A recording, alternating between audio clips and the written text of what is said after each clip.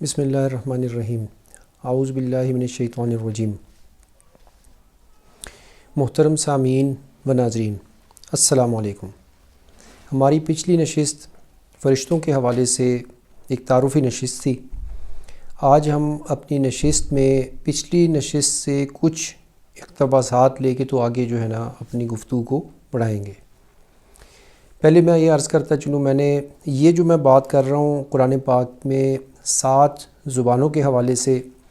اور اس حوالے سے تھوڑی سی اور تفصیل ساتھ اس کے شامل کر رہا ہوں، یہ ہم آگے پھر انشاءاللہ اس کے حوالے سے ذکر نہیں کریں گے۔ اس کے بیان کرنے کا مقصد صرف اتنا ہے کہ ہماری اگلی جو بھی گفتگو ہونی ہے، کیونکہ دین کا معاملہ ایک حساس معاملہ ہے، اور جیسے میں نے پہلے عرض کیا کہ میں آپ سے کوئی افسانہ سنانے کے لیے یا صرف ایک انٹرٹینمنٹ کے لیے آپ کے سامنے حاضر نہیں ہوا۔ کچھ سچائیاں، کچھ حقیقتیں جو ہیں نا وہ ان سے پردہ اٹھانا مقصود ہے، اور علم کو اس کی صحیح حالت میں آگے پہنچانا مقصد ہے۔ قرآن پاک میں سے 3 زبانوں کا میں نے آپ کو ذکر کیا، تو 7 کل زبانیں ہیں جس پہ کہ یہ ایک بحر کے اندر جو ہے نا وہ قرآن پاک کے اندر یہ 7 زبانوں کا اللہ پاک کا ایک معجزہ ہے، وہ چلتی ہیں۔ جیسے قرآن پاک کا نزول ہوا حضور صلی اللہ علیہ وسلم کے سینہ اطہر پہ، اور آگے پھر ہمیں یہ نعمت نصیب ہوئی، تو اس وقت جو کفار ہوتے تھے وہ بھی اس چیز پہ اعتراض کرتے تھے کہ یہ گڑی ہوئی اور ایک انسانی ذہن کی اختراع ہے۔ تو اللہ پاک نے ان کو قرآن پاک میں ہی ہے جیسے چیلنج کیا کہ آپ اس جیسے ایک صورت بنا لاؤ، صورت نہیں تو رکوع نہیں تو ایک آیت ہی بنا لاؤ اس جیسی۔ اس وقت ایک ادب تھا ان کا عربوں کا، اور بڑا ان کا ایک ادب کا مزاج تھا، لیکن وہ سارے جمع ہو کے بھی ایک آیت تک اس کی نہ بنا سکے۔ یہ اس کی ظاہری جو جس عربی میں یہ اترا ہے اس کا اعجاز ہے، یہ اس کا کمال ہے۔ اب کجا سریانی زبان ساتھ اس کے بھی چل رہی ہے، اللہ پاک اس کی ترتیب بھی ساتھ رکھ رہا ہے، پھر اس کے علاوہ جو تیسری زبان ہے، پھر چوتھی ہے، پھر 5ویں ہے، پھر 6ویں ہے، پھر 7ویں زبان ہے۔ ان تمام زبانوں کے ساتھ اللہ پاک نے قرآن پاک کو مکمل فرمایا ہے۔ جیسے میں نے عرض کیا کہ انسان کی ابتدا، جب اس کا نام بھی انسان نہیں تھا، اس وقت سے لے کے انسان کا ذکر، پھر اس کا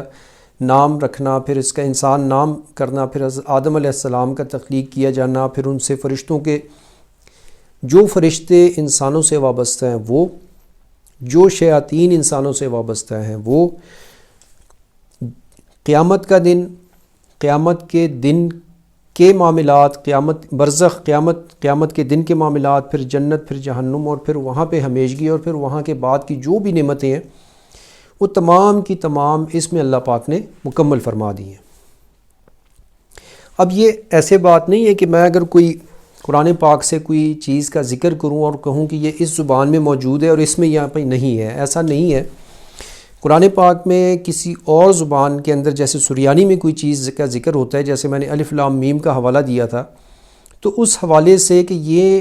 وہ قرآن جو اللہ نے نازل فرمایا فرشتوں کے ذریعے اے محمد صلی اللہ علیہ وسلم آپ کی ذات مبارکہ پر۔ اب اس کا حوالہ آگے آیت قرآن پاک میں موجود ہوگی، اس کا کوئی نہ کوئی سند موجود ہوگی، یعنی کہ وہ 7 زبانیں ظاہر میں اس قرآن پاک میں اس کی تصدیق کرتی ہیں۔ ہر زبان اپنی تصدیقی آیت، اس کی سند اس قرآن پاک میں رکھتی ہے، موجود رکھتی ہے، یعنی کہ ایسا نہیں کوئی بات کوئی گھڑ لے اپنی طرف سے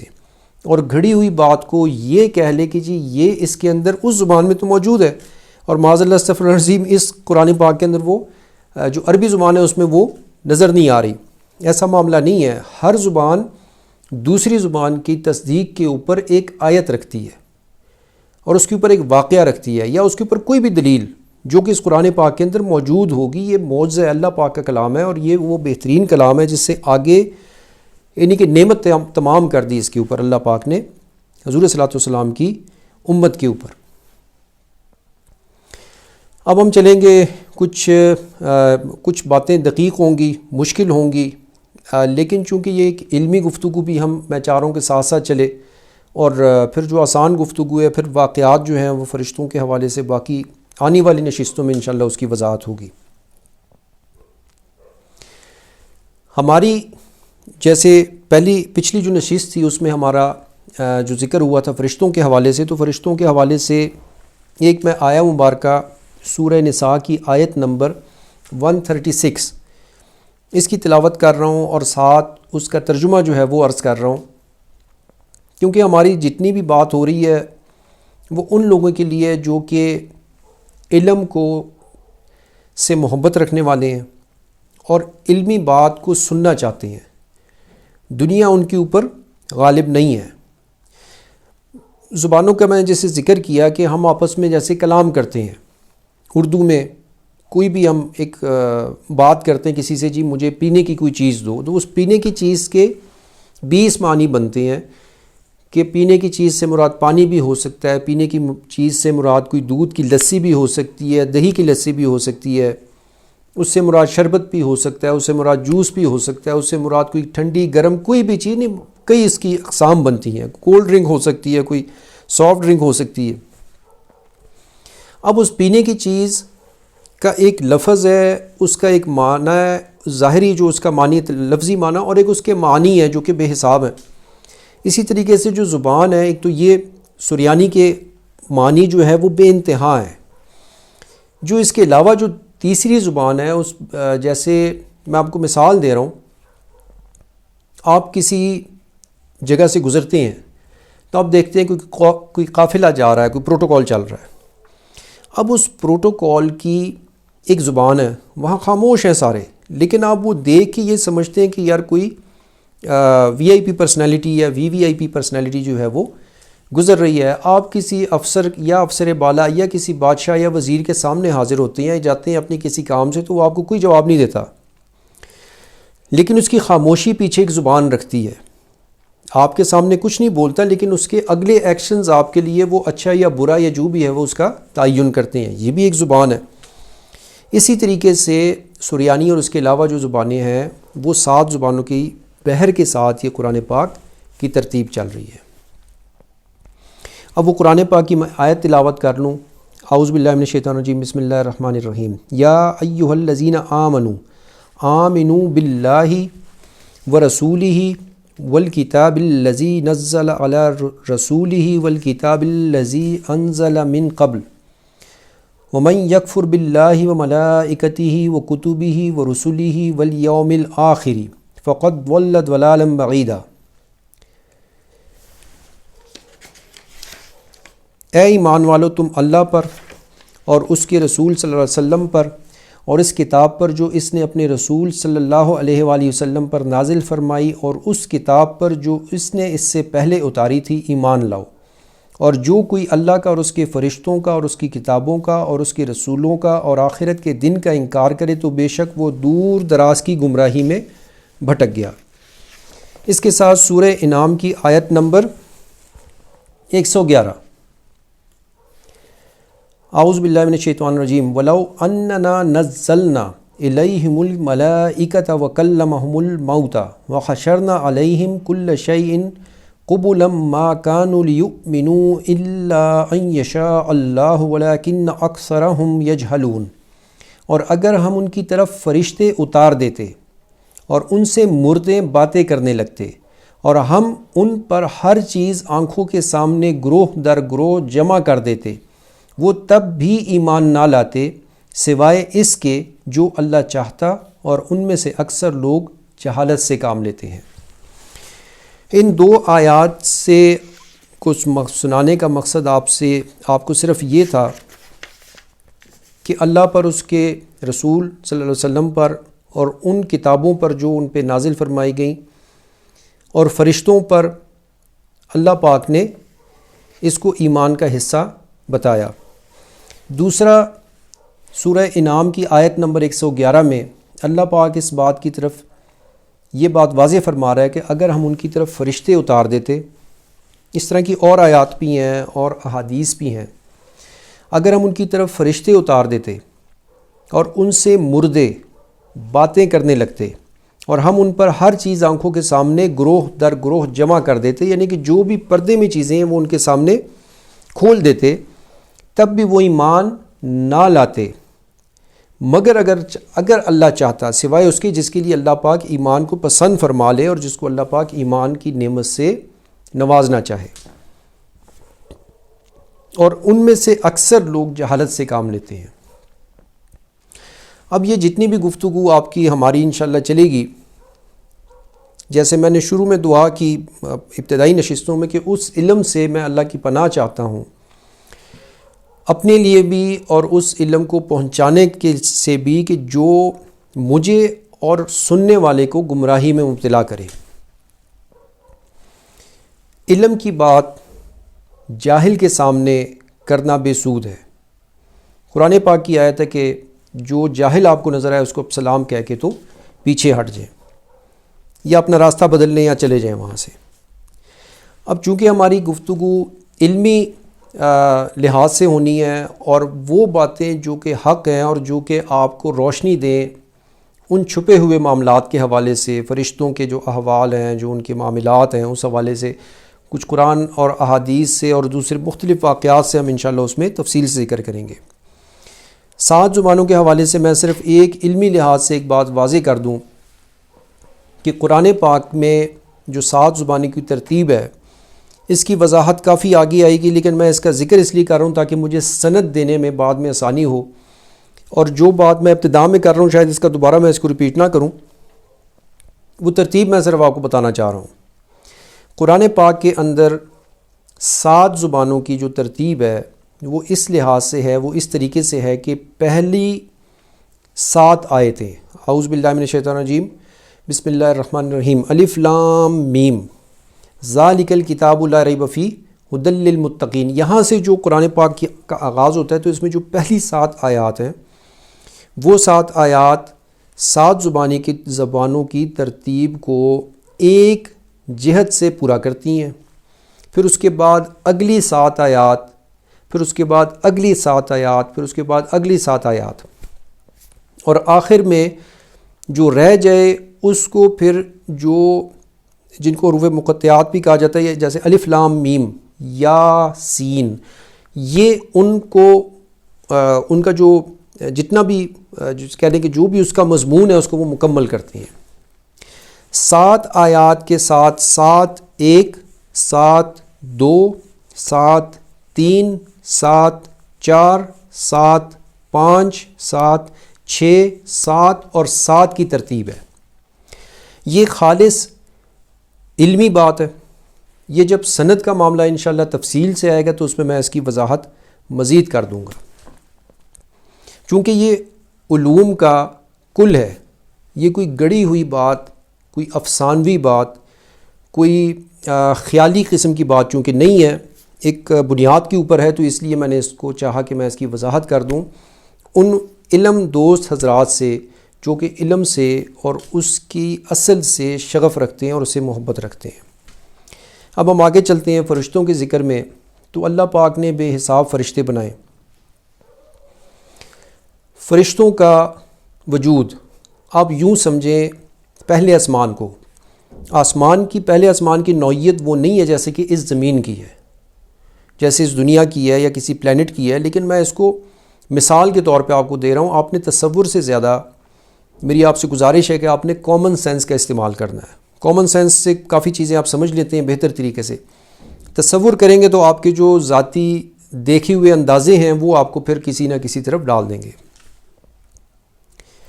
میں نے پچھلے ہی نشست میں سمتوں کا ذکر کیا تھا، ڈائمنشنز کا، کہ چھوٹی سمت کسی گلی محلے کو سمجھنے کے لیے، اس سے بڑی جگہ پہ آپ آتے ہیں تو پھر دائیں بائیں یا کسی علاقے کو، اسی طریقے سے اب شمال اور جنوب کی سمت کا۔ جو فرشتے ہیں وہ بھی ایک ڈائمنشن کے اندر ہیں۔ فرشتوں کا جو پہلا آسمان ہے 90% فرشتے، یہ میں کم و بیش بتا رہا ہوں، ایک اندازہ آپ کو بتا رہا ہوں۔ 90% ملائکہ جو کہ پہلے آسمان پر ہیں، ان کی مثال ایسے ہی ہے جیسے کہ ہم اس دنیا کے اوپر موجود ہیں۔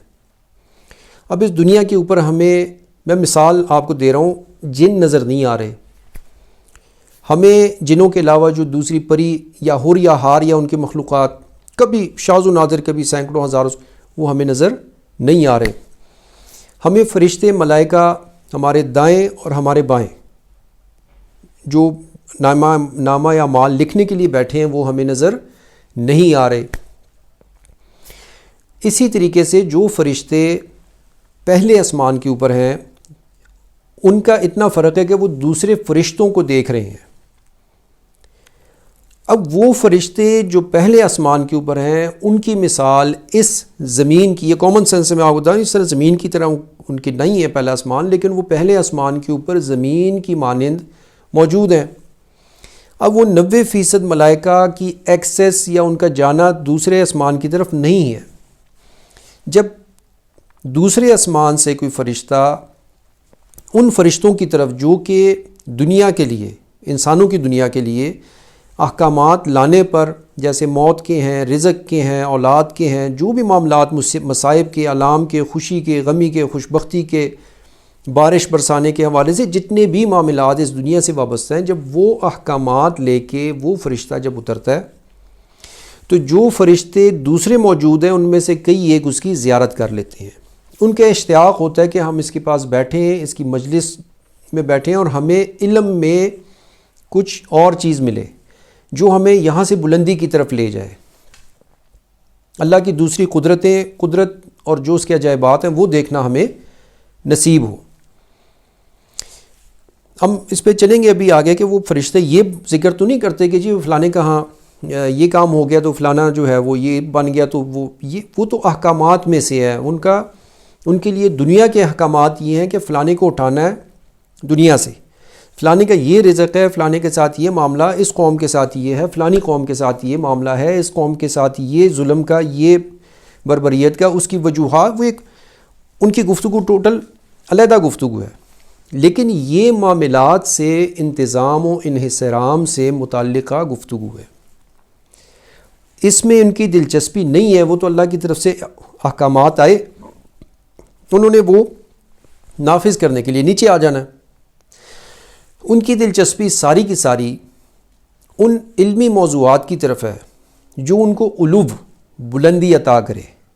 دوسرے آسمان کی طرف یا تیسرے کی طرف یا چوتھے کی طرف یا پانچویں یا چھٹے یا ساتویں کی طرف.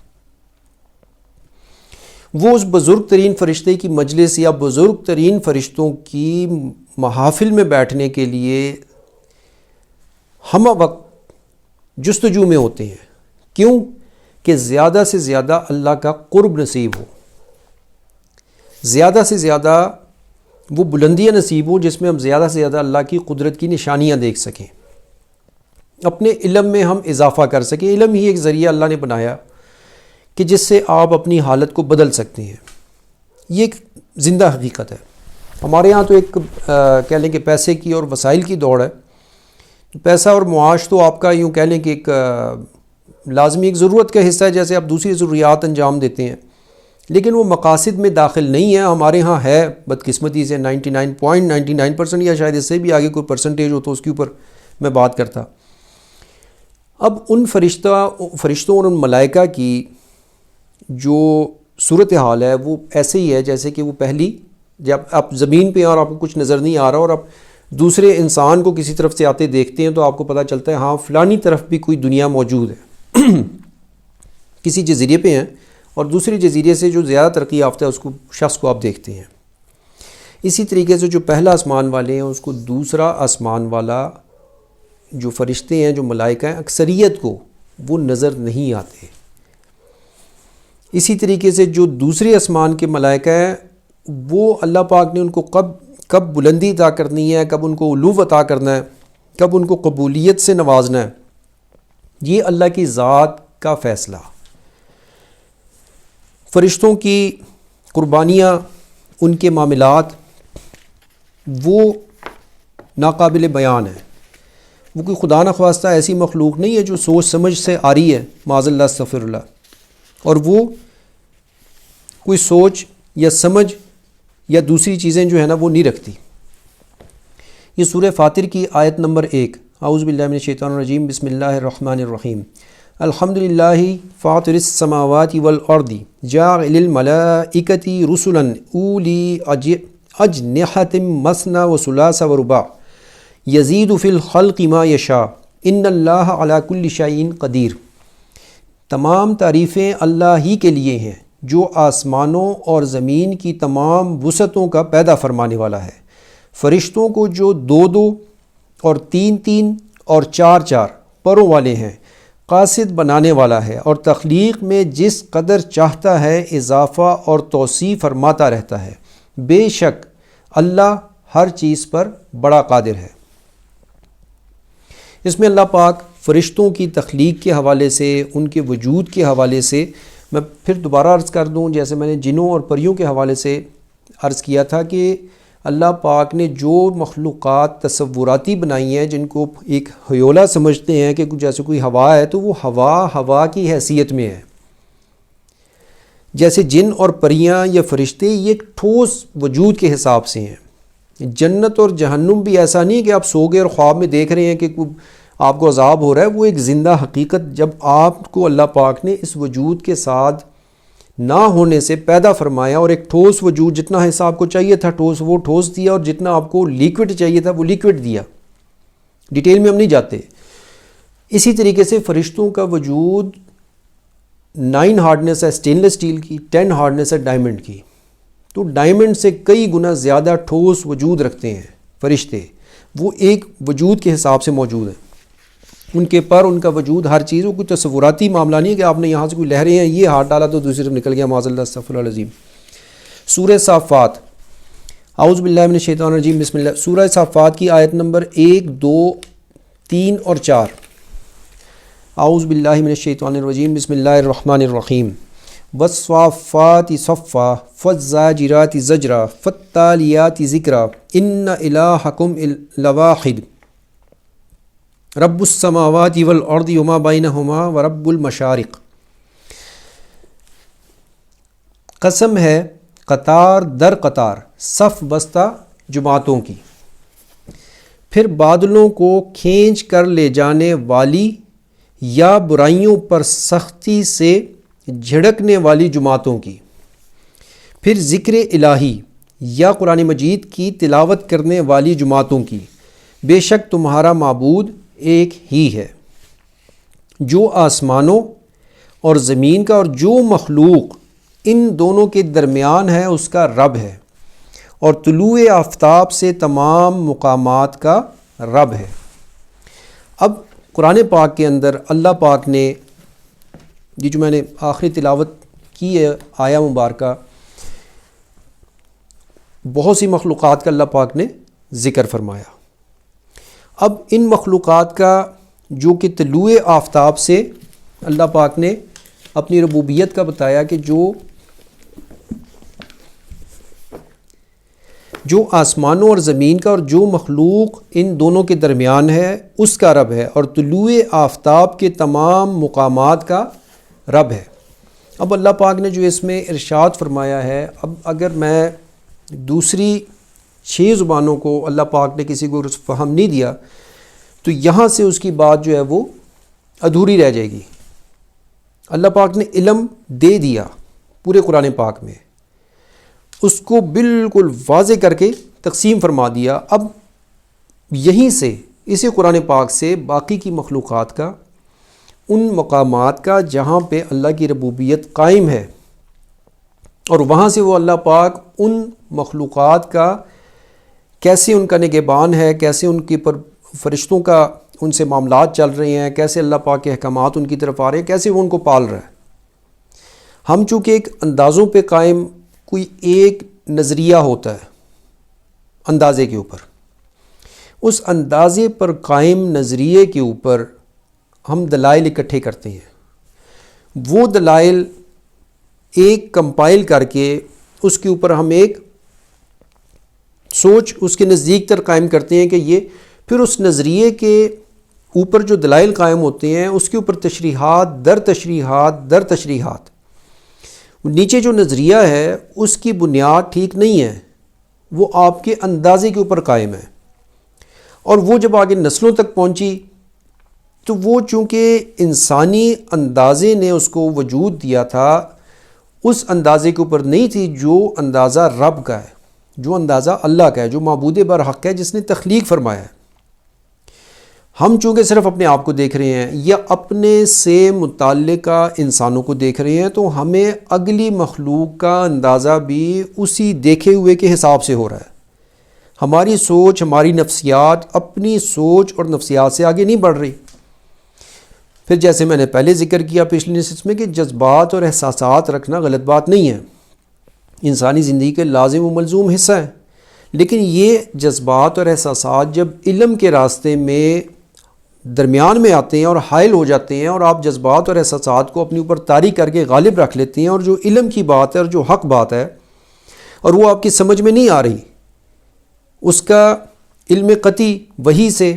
یا حضور صلی اللہ علیہ وسلم کی حدیث مبارکہ سے، صحیح حدیث سے آپ کو علم پہنچا اور آپ اس کو رد کر رہے ہیں اپنے اندازے کو سامنے رکھ کر۔